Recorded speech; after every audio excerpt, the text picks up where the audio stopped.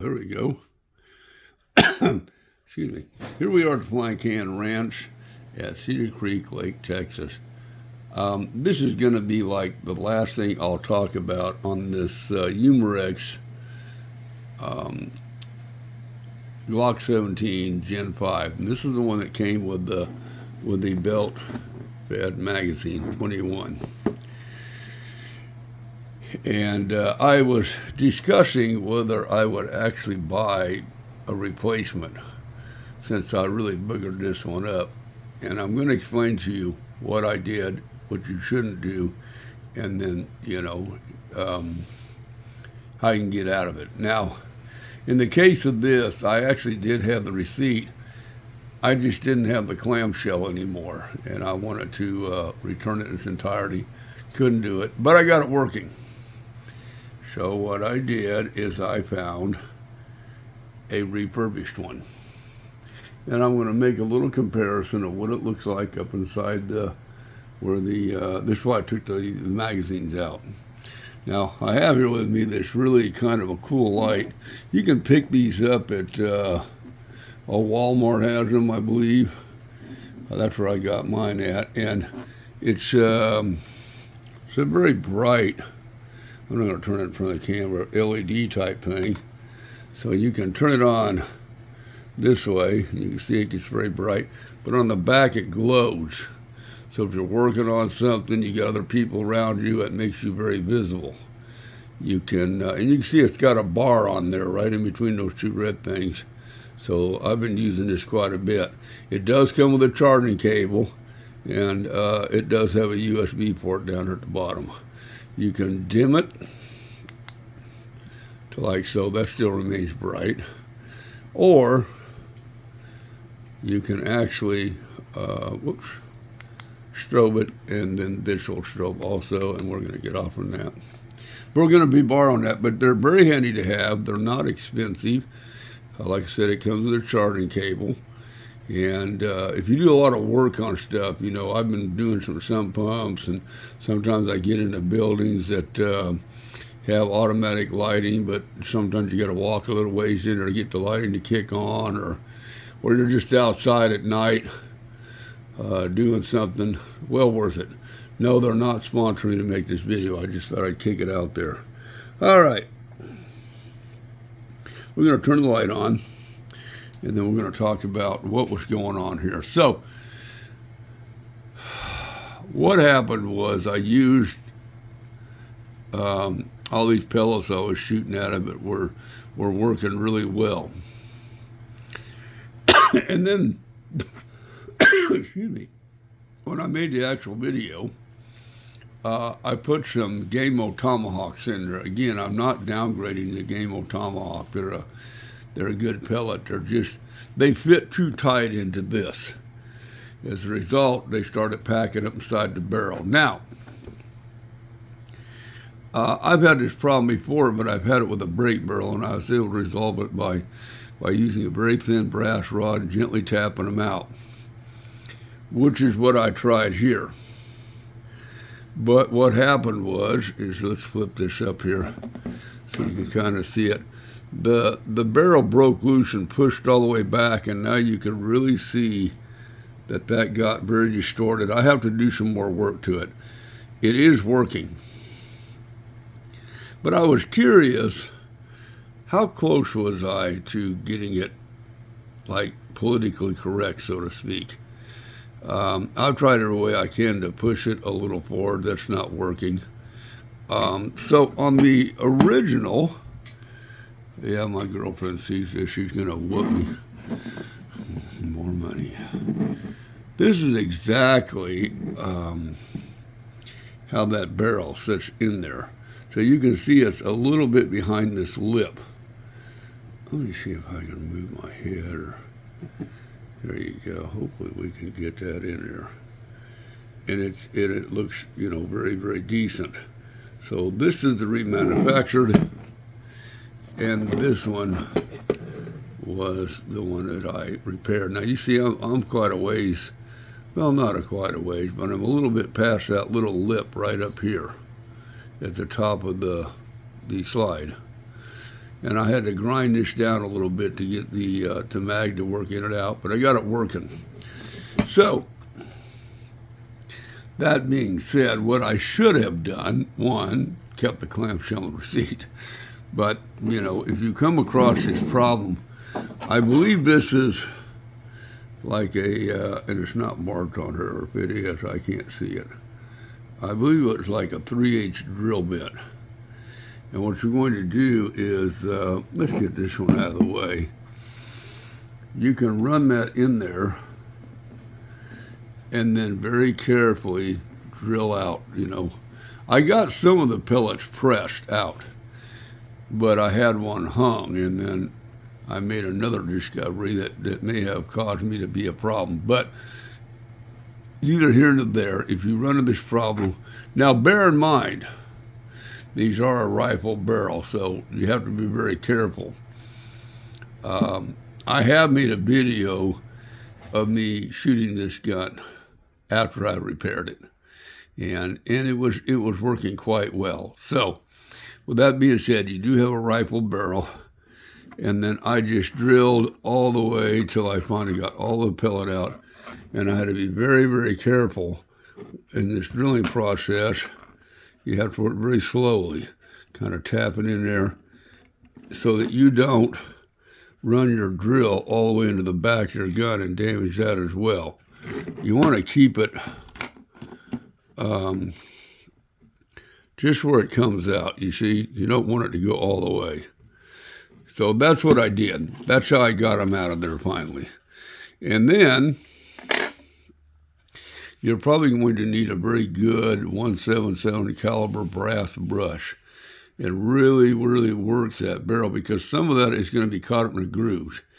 And unfortunately, I didn't have one at the time, but I was able to continue to fire it, and then I could actually get the pellet out, and they kept working themselves more and more upward, and then finally I got it to where it would shoot on a regular basis.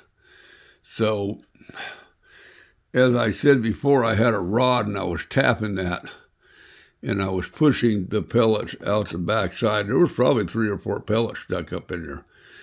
And then I didn't realize that it was catching something besides the pellet in this barrel.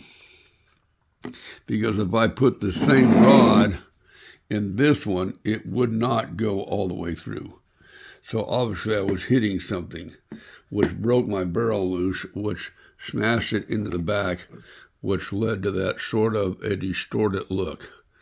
Again, I've got it working. I'm going to try to trick it out. You know, I'm really not that far from that lip if you look at it from this angle compared to the remanufactured one.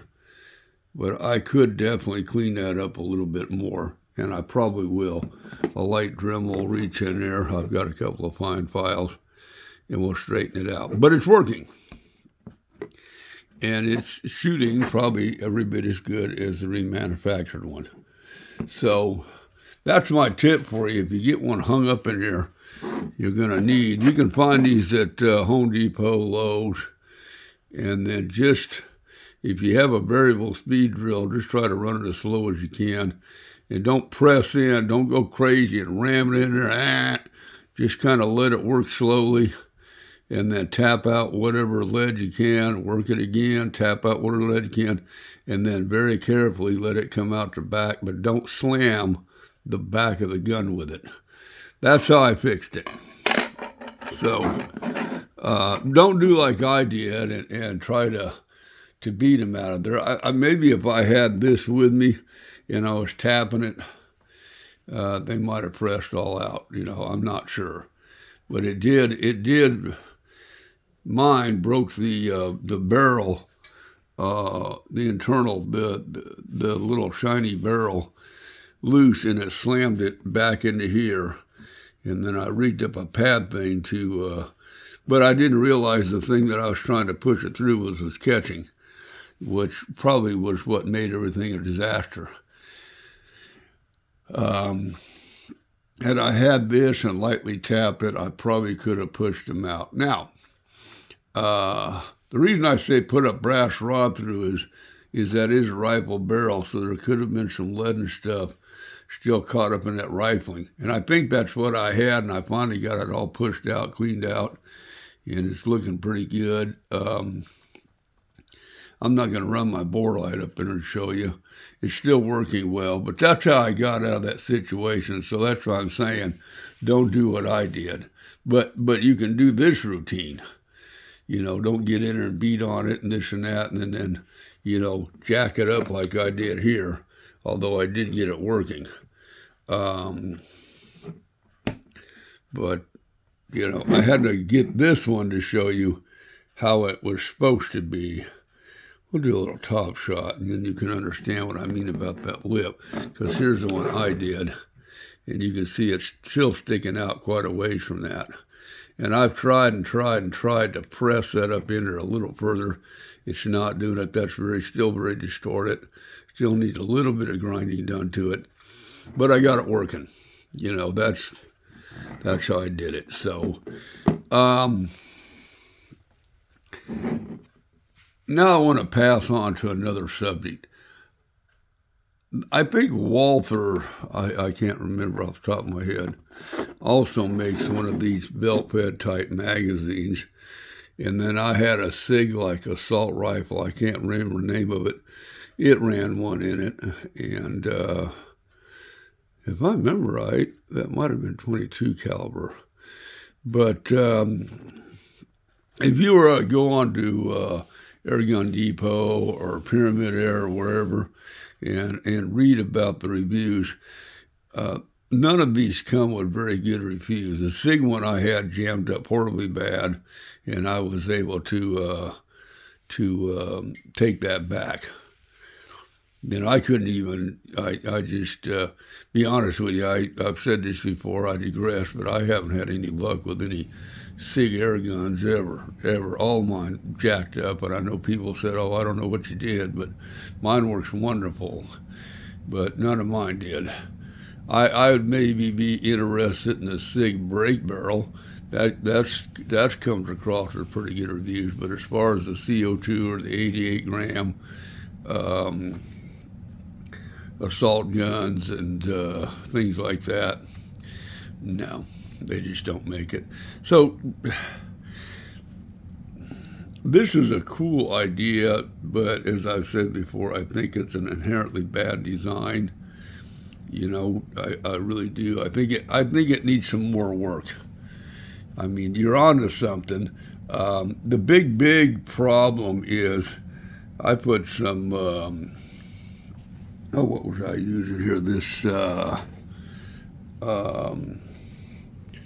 we go, that silicone lubricant. This is what my dogs do when they're not giving me hell outside. But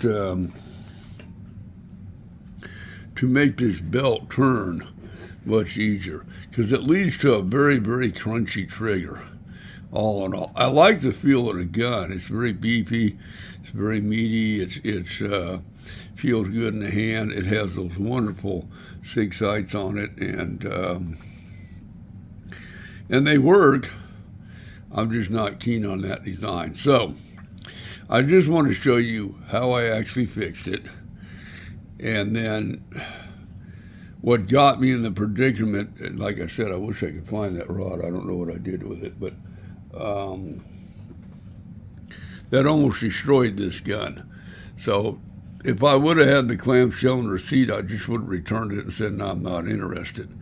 But, you know, I didn't, and I didn't. So I got it to work.